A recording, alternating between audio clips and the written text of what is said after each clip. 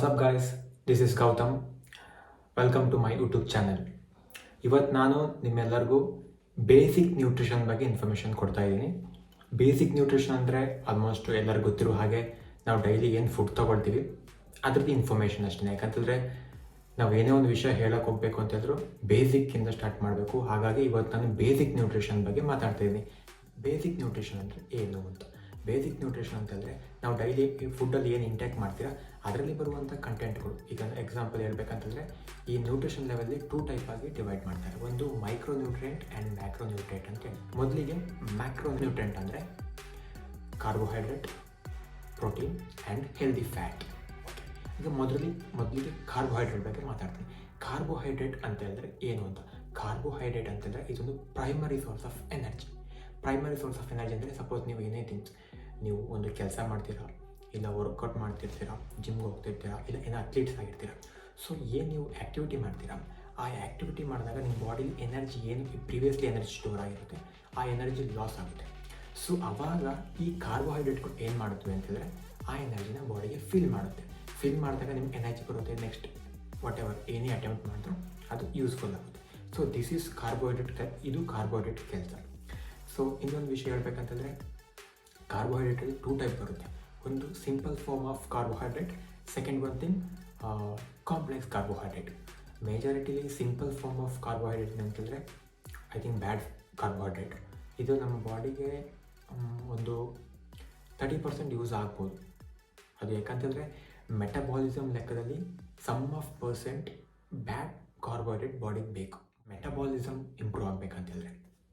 ಇನ್ನು complex carbohydrate ಅಂತಂದರೆ healthy carbohydrate. ಇದು necessity 100% good, it's okay. So first one ನಾನು ಸಿಂಪಲ್ ಫಾರ್ಮ್ ಆಫ್ ಕಾರ್ಬೋಹೈಡ್ರೇಟ್ನ ಕಂಪ್ಲೀಟ್ ಮಾಡ್ತೀನಿ. ಸಿಂಪಲ್ ಫಾರ್ಮ್ ಆಫ್ ಕಾರ್ಬೋಹೈಡ್ರೇಟ್ ಅಂದರೆ ಇದು ಫಾಸ್ಟ್ ಡೈಜೆಸ್ಟಿವ್ ಕಾರ್ಬೋಹೈಡ್ರೇಟ್. ಒಂದಿಗೆ ಇಟ್ಕೊಳ್ಳಿ ಗಾಯ್ಸ್, ನಮ್ಮ ಬಾಡಿ ಸಪೋಸ್ ವರ್ಕೌಟ್ ಮಾಡಿದಾಗ ಎನಿಥಿಂಗ್ ಎಲ್ಸ್ ನಿಮ್ಮ ಎನರ್ಜಿ ಲಾಂಗ್ ಲಾಸ್ಟಿಂಗ್ ಆಗಿ ಸರ್ವೈವ್ ಆಗುತ್ತೆ ಬಾಡಿಗೆ. ಆವಾಗ ಅದಕ್ಕೆ ನಿಮಗೇನು ಬೇಕು, ಸ್ಲೋ ಡೈಜೆಸ್ಟಿವ್ ಬೇಕು. ಸೊ ಈ ಫಾಸ್ಟ್ ಡೈಜೆಸ್ಟಿವ್ ಏನು ಮಾಡುತ್ತೆ, ಎಕ್ಸಾಂಪಲ್ ಹೇಳ್ಬಿಡ್ತೀವಿ. ವೈಟ್ ಬ್ರೆಡ್ ಆಗಿರ್ಬೋದು, ವೈಟ್ ರೈಸ್ ಆಗಿರ್ಬೋದು, ಇಲ್ಲ ಪರಾಟ, ಈ ಥರ ಐಟಮ್ಸ್ಗಳು. ಸೊ ಇದೆಲ್ಲ ಫಾಸ್ಟ್ ಡೈಜೆಸ್ಟಿವ್. ಸಪೋಸ್ ನೀವು ಎನಿಥಿಂಗ್ ವರ್ಕೌಟ್ ಮಾಡಿರ್ತೀರ, ಓಕೆ, ಫಸ್ಟ್ 1 hour ನೀವು ಜಸ್ಟ್ ಪ್ರೋಟೀನ್ ರಿಲೇಟೆಡ್ ಫುಡ್ ತೊಗೊಳ್ತೀರ. ಅದಾದಮೇಲೆ ವೈಟ್ ರಿಲೇಟೆಡ್ ಫುಡ್ ತೊಗೊಂಡ್ರೆ ಏನಾಗುತ್ತೆ ಅಂತಂದರೆ ನಿಮ್ಮ ಬಾಡಿ ಲಾಂಗ್ ಲಾಸ್ಟಿಂಗ್ ಬರೋಲ್ಲ, 1 to 2 hours ಗಂಟ ಬರೋಲ್ಲ. ಸೊ ಈಗೇನಾಗುತ್ತೆ, ಈ ಟೈಮಲ್ಲಿ ನೀವು ಫುಡ್ ತೊಗೊಂಡಾಗ ಏನಾಗುತ್ತೆ, ಅದು ಬಾಡಿ ಏನು ಮಾಡುತ್ತೆ ಅಂತಂದರೆ ಫುಡ್ನ ಸ್ಲೋ ಡೈಜೆಷನ್ ಮಾಡುವಾಗ ಅಲ್ಲಿ ಏನು ಬೇಕು ಅದ್ರ ಪ್ರೊಸೆಸಲ್ಲಿ ಬಾಡಿ ಸ್ಲೋ ಡೈಜೆಷನ್ ಪ್ರೊಸೆಸಲ್ಲೇ ಇರುತ್ತೆ. ಸೊ ಅವಾಗ ಫಾಸ್ಟಾಗಿ ಆಗುವಾಗ, ಅದು ಫಾಸ್ಟ್ ರಿಕವರಿ ಆಗುವಾಗ ನಿಮಗೆ ಎಷ್ಟು ಫುಡ್ ಬೇಕು ಅಷ್ಟು ಫುಡ್ದು ಇಂಗ್ರೀಡಿಯೆಂಟ್ಸ್ ತಗೊಂಡು ಬಾಕಿ ಫುಡ್ನ ವೇಸ್ಟಾಗಿ ಕನ್ವರ್ಟ್ ಮಾಡುತ್ತೆ. ಆ ವೇಸ್ಟ್ ಏನಾಗುತ್ತೆ ಅಂತಂದರೆ ಕನ್ವರ್ಟೆಡ್ ಟು ಫ್ಯಾಟ್, ಬಾಡಿಗೆ ಫ್ಯಾಟ್ ಸ್ಟೋರೇಜ್ ಆಗುತ್ತೆ. ಆ ಫ್ಯಾಟು ನೆಕ್ಸ್ಟ್ ಇವಾಗ ನರ್ವ್ ಸಿಸ್ಟಮಲ್ಲಿ ಅಂದರೆ ಬ್ಲಡ್ ಏನು ವೆಸ್ಕ್ಯುಲಾರಿಟಿ ಇದೆ ಅದರಲ್ಲಿ ಫ್ಲೋ ಆಗುತ್ತೆ. ಫ್ಲೋ ಆಗಿ ಅಲ್ಲಿ ಕ್ಲಾಟಿಂಗ್ ಸ್ಟಾರ್ಟ್ ಆಗುತ್ತೆ, ಐ ಮೀನ್ ಫ್ಯಾಟ್ ಸ್ಟೋರೇಜ್ ಆಗುತ್ತೆ. ಆವಾಗ ಒಂದು ಹಾರ್ಟ್ ಡಿಸೀಸ್ ಸುಮಾರು ಪ್ರಾಬ್ಲಮ್ ಬರುತ್ತೆ. ಫೈನಲ್ ಆಗಿ ಆ ಫ್ಯಾಟ್ ಏನಾಗುತ್ತೆ ಅಂದರೆ ಗ್ಲೈಸಮಿಕ್ ಅಂದರೆ ಗ್ಲೂಕೋಸ್ ಆಗಿ ಕನ್ವರ್ಟ್ ಆಗುತ್ತೆ. ಅಂದರೆ ಬಾಡಿಲಿ ಸ್ಪೈಕ್ಲಿಂಗ್, ಗ್ಲೂಕೋಸ್ ಸ್ಪೈಕ್ಲಿಂಗ್, ಸಮ್ ಶುಗರ್ ಪ್ರಾಬ್ಲಮ್ಗಳು ಬರುತ್ತೆ ಸುಮಾರು ಜನ ಪೇಷೆಂಟ್ಗಳಿಗೆ. ಇದು ಫಾಸ್ಟ್ ಡೈಜೆಷನ್ ಅಂತಂದರೆ ಬ್ಯಾಡ್ ಕಾರ್ಬೋಹೈಡ್ರೇಟ್ ಹೆಲ್ತ್ ಪ್ರಾಬ್ಲಮ್ಗಳಾಗುತ್ತೆ. ಆದಷ್ಟು friends please avoid white related. Okay, ಅದು ಬೇಡ, ಅದೇ ಹೇಳಿದಾಗಲೇ 10 to 12% ಬೇಕು ಅಂತೇಳಿ. ಸೊ ಇದು ಏನಾಗುತ್ತೆ ಅಂದರೆ ಮೆಟಬಾಲಿಸಮ್ ನಾನು ಹೇಳಿದೆ. ಸಪೋಸ್ ನೀವು 1 week ಫುಲ್ಲು ಒಳ್ಳೆ ಗುಡ್ ಡಯಟ್ ಫಾಲೋ ಮಾಡಿರ್ತೀರ, ಆವಾಗ ಬಾಡಿನೂ ಸಹ ಕೇಳಿದ್ರೆ ಫುಡ್ ಬೇಕಾಗುತ್ತೆ ಅಂತ. ಸೊ ಆವಾಗ ಈ ಏನಿದೆ ಗುಡ್ ಸಿಂಪಲ್ ಫಾರ್ಮ್ ಆಫ್ ಆವಾಗ ಯೂಸ್ ಆಗುತ್ತೆ. ಸೊ ಸೆಕೆಂಡ್ ಫಾರ್ಟ್ ಬಂದ್ಬಿಟ್ಟು complex carbohydrate. Complex carbohydrate means whole grain, wheat ಆಗಿರ್ಬೋದು, white bread, not white, brown bread ಆಗಿರ್ಬೋದು, chapati and brown rice. This is ಯಾಕಂತಂದರೆ ಇದೆಲ್ಲ ಫೈಬರ್ ಕಂಟೆಂಟ್, ಫೈಬರ್ ಇನ್ವಾಲ್ವ್ ಆಗಿರುತ್ತೆ. ಅವಾಗ slow ಆಗಿ ಡೈಜೆಷನ್ ಮಾಡುತ್ತೆ ಬಾಡಿ, ಸ್ಲೋ ಆಗಿ ಅದರಲ್ಲಿ ರೈಟ್ ತೊಗೊಂಡು ಕಂಟಿನ್ಯೂ ಮಾಡ್ಕೊಂಡು ಹೋಗುತ್ತೆ. ಇದು ಬಂದ್ಬಿಟ್ಟು ನಮಗೆ ವೆರಿ ಹೆಲ್ಪ್ಫುಲ್ ಆ್ಯಂಡ್ ನೀಡಿ. ಪ್ಲೀಸ್ ಆದಷ್ಟು ಟ್ರೈ ಮಾಡಿ. Because in this situation, in this era, lot of chunks ತೊಗೊಂಡು ಆಲ್ಮೋಸ್ಟ್ ಬಾಡಿ ಹಾಳು ಮಾಡ್ಕೊಂಡಿರ್ತಾರೆ, ಫ್ಯಾಟ್ ಗೇನ್ ಮಾಡಿರ್ತಾರೆ. ನನ್ನ ಜೊತೆ ಸುಮಾರು ಜನ ಕೇಳ್ತಾ ಇರ್ತಾರೆ, ಮಸಲ್ ಓಕೆ, ನನ್ನ ಫ್ಯಾಟ್ ಹೊಟ್ಟೆ ಮಾತ್ರ ಕರಗಿಸ್ಬೇಕು ಅಂತ. It's not possible. ನಿಮ್ಮ ಫ್ಯಾಟ್ ಬಾಡಿ ಲಾಸ್ ಆಗಬೇಕಾ, ಹೆಡ್ ಟು ಅಲ್ಲಿಂದನೇ ಸ್ಟಾರ್ಟ್ ಆಗೋದು. ಬರೀ ಹೊಟ್ಟೆ ಮಾದಾಗ ರಗಿಸ್ತೀನಿ, ಕೆಲವೊಂದು ಟ್ಯಾಬ್ಲೆಟ್ಗಳು ಸಿಗ್ತದೆ ಔಟ್ಸೈಡಲ್ಲಿ. Never guys, you just your carb routine, carb cycling ಇದು ಫೈನ್ ಆಗಿದ್ದರೆ ಮಾತ್ರ ಸಾಧ್ಯ. ಅದುವರೆಗೆ ನಿಮ್ಗೆ ಏನೂ ಮಾಡೋಕ್ಕಾಗಲ್ಲ, ಲಾಸ್ ಮಾಡೋಕ್ಕಾಗಲ್ಲ. ಅದ್ರ ಜೊತೆಗೆ ಮಾಡ್ರೇಟ್ ವರ್ಕೌಟು ಬೇಕಾಗುತ್ತೆ. ಓಕೆ, ಸೊ ಇದ್ರ ಡೋಸೇಜ್ ಬಗ್ಗೆ ನಾವು ಮಾತಾಡೋದಾದರೆ, ಸಪೋಸ್ ನೀವು ನಾರ್ಮಲ್ ಆ್ಯಕ್ಟಿವಿಟಿ ಇದ್ದೀರಾ ಅಂತಂದರೆ ಒಂದು ಪರ್ ಬಾಡಿ ವೆಯ್ಟಿಗೆ 1 to 2 grams okay. Suppose more than ಇದು ಆ್ಯಕ್ಟಿವಿಟಿ ಇದ್ದರೆ ಇಟ್ಸ್ ಗೋಯಿಂಗ್ ಟು ಒಂದು 4 grams ಕಂಡು ಹೋಗುತ್ತೆ. ಇದು ಥಿಂಗ್ಸ್ ಸಪೋಸ್ ಇವಾಗ ಜಿಮ್ ಪರ್ಸನ್ ಆಗಿದ್ರೆ. This is a carbohydrate information guys.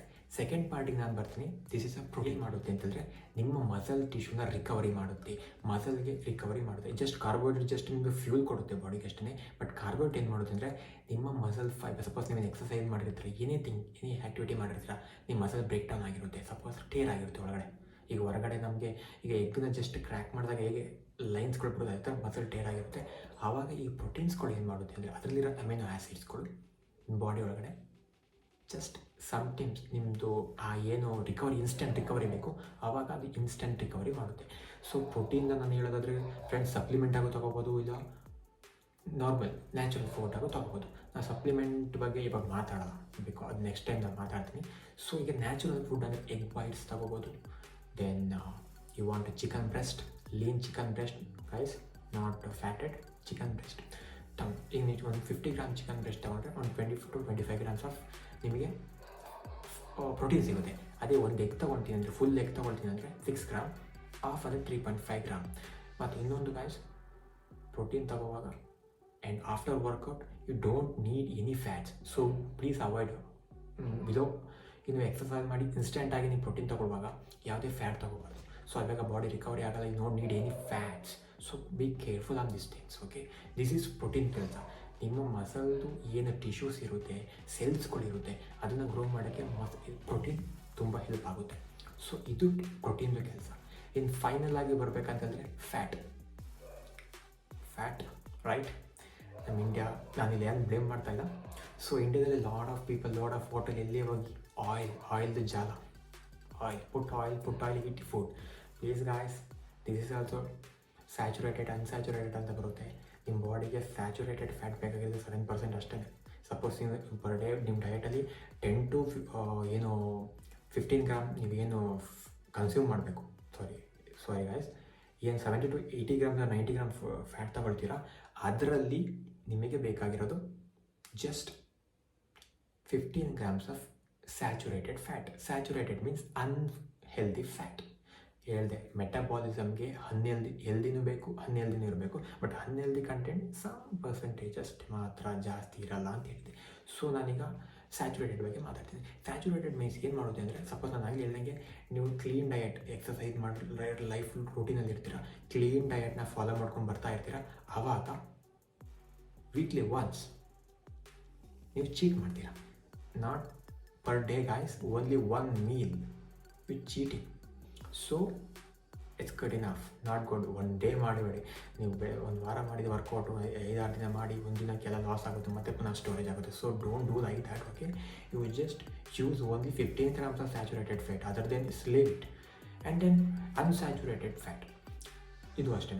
ನಿಮಗೇನು ನೀವು 80 to, ಅದು ಡಿಪೆಂಡ್ಸ್ ಅಪಾನ್ ಯುವರ್ ಗೋಲ್. ನೀನು ಫಿಟ್ನೆಸ್ ಮಾಡ್ತಾ ಇದೆಯಾ, ಫ್ಯಾಟ್ ಲಾಸ್ ಮಾಡ್ತಾ ಇದೆಯಾ, ನಾರ್ಮಲ್ ಲೈಫ್ ರೂಟೀನ್ ಮಾಡ್ತಾ ಇದೆಯಾ, ಅದು ನಿಮ್ಮ ಒಂದು ರೂಟೀನ್ ಮೇಲೆ ಬಿಟ್ಟಂಥ ವಿಷಯ. ಸೊ ಆದಷ್ಟು ಕೇರ್ಫುಲ್ ದಿಸ್ ಫ್ಯಾಟ್. ಈ ಫ್ಯಾಟ್ ಏನು ಮಾಡುತ್ತೆ ಅಂತಂದರೆ, ಫ್ಯಾಟ್ ಸೋಲ್ಡ್ ಅಂದರೆ ಫ್ಯಾಟ್ ಬೇಸ್ಡ್ ವಿಟಮಿನ್ಸ್ ಏನಿರುತ್ತೆ ಅದನ್ನ ಅಬ್ಸರ್ವ್ ಮಾಡ್ಕೊಳ್ಳುತ್ತೆ. ಫ್ಯಾಟ್ ಬೇಸ್ಡ್ ವಿಟಮಿನ್ಸ್ ಅಬ್ಸರ್ವ್ ಮಾಡೋಕ್ಕಾಗುತ್ತೆ, ತುಂಬ ಹೆಲ್ಪ್ ಮಾಡುತ್ತೆ. ಓಕೆ, ಸೊ ಇದು ಮಸ್ಟ್. ಈ ಫ್ಯಾಟ್ಗಳು ನ್ಯಾಚುರಲ್ ಆಗಿ ನಮ್ಮ ಬಾಡಿಲಿ ಎಲ್ಲೂ ಡೆವಲಪ್ ಆಗಲ್ಲ. ಔಟ್ಸೈಡಿನ ಫುಡ್ ತೊಗೊಳ್ತೀವಿ ನಾವು, ತಗೊಂಡ್ರೆ ಮಾತ್ರ ನಮಗೆ ಏನಾಗೋದು.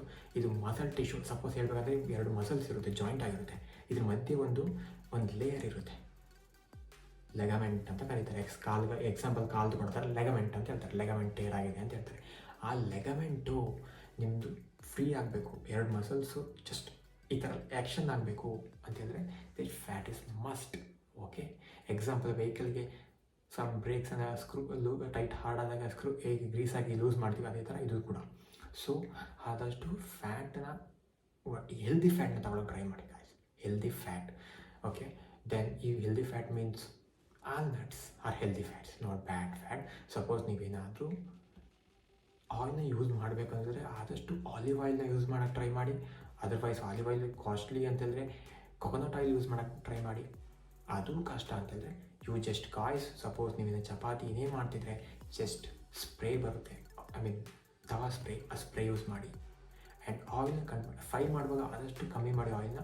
ನೀವೇನು ಲಾಸ್ಟಿಗೆ ಕುಕ್ ಮಾಡಿದ್ದು ಹೊರಗಡೆ ತೆಗಿತಾರೆ ಫುಡ್ನ, ಅವಾಗ ಗಾರ್ನಿಷ್ಗೆ ಬೇಕಾದ್ರೆ ನೀವು ಏನು ಎಡಿಬಲ್ ಆಯಿಲ್ ಯೂಸ್ ಮಾಡ್ತೀರೋ ಅದನ್ನ ಯೂಸ್ ಮಾಡಿ, ನೋ ಪ್ರಾಬ್ಲಮ್. ಓಕೆ, ಬಟ್ ಅದು ಆ ಎಡಿಬಲ್ ಆಯಿಲ್ ಯಾವಾಗ ನೀವು ಕುಕ್ ಮಾಡ್ತೀರಾ, ಕುಕ್ ಮಾಡಿದಾಗ ಅದು converted to some bad, it's converted. ನೀವು ಔಟ್ಸೈಡಲ್ಲಿ ಹೊರಗಡೆ ಈ ಸಮ್ ಚಾಟ್ಸ್ ನೋಡಿರ್ತೀರ, ಆಯಿಲ್ ಹಾಕ್ತಾರೆ, ಕುಕಿಂಗ್ ಮಾಡ್ತಾ ಇರ್ತಾರೆ, it's gone, it's once a burn, it's gone, no use any at all guys. Be aware of the things. Okay, in current situation ನಿಮಗೇನೂ ಗೊತ್ತಾಗಲ್ಲ. ಫ್ಯೂಚರ್ಲಿ ಹೋಗ್ತಾ ಹೋಗ್ತಾ ಹೋಗ್ತಾ you problem one by one problems behind you. Please avoid the things. Okay, so I think these things you I think you understand what I'm going to telling you people. Okay, just for information, ನಾನು ಏನು learn ಮಾಡಿದ್ದೀನಿ ಅದನ್ನ information ಕೊಡ್ತಾ ಇದ್ದೀನಿ. Suppose any doubt please send a comments, ನಾನು answer ಮಾಡ್ತೀನಿ.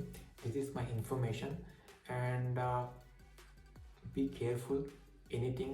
Suppose you want to eat in carbohydrate and protein and fat, please eat healthy. Okay, ನೀವು normal ಆಗಿದ್ದೀರೋ ಇಲ್ಲ ಎಕ್ಸಸೈಸ್ ಮಾಡ್ತಿರೋ ಅಂತಲ್ಲ, ಈ ಇನ್ಫಾರ್ಮೇಷನ್ ಬರೀ ಎಕ್ಸಸೈಸ್ ಮಾಡೋರಿಗೆ ಮಾತ್ರ ಅಂತಲ್ಲ, ಎನಿಬಡಿ, ಬಿಕಾಸ್ ಯಾರು ಬೇಕಾದರೂ ಸಹ ಯಾವಾಗ ಹೆಲ್ತ್ ಕಂಡೀಷನ್ ಯಾವ ಥರ ಆಗುತ್ತೆ ಅಂತ ಗೊತ್ತಿಲ್ಲ. Please avoid the such a bad foods, because healthy life style is a must guys. Because ಇವಾಗ ಏನು ಒಂದ್ಸಲ ಇರೋಷ್ಟು ಇರೋಣ ಹೋಗೋಣ ಮತ್ತೆ, ನೋ ಗೈಸ್, ಆಯಿತಾ?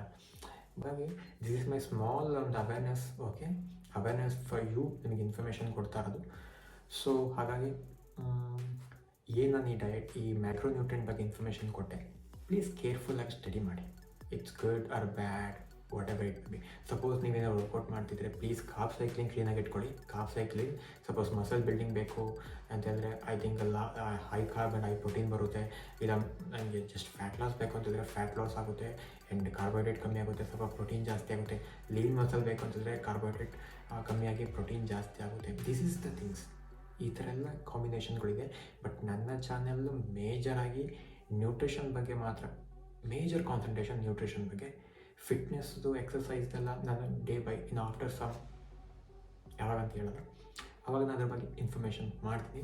ಬಟ್ ನಾನೊಬ್ಬ certified nutritionist and certified supplement consultant.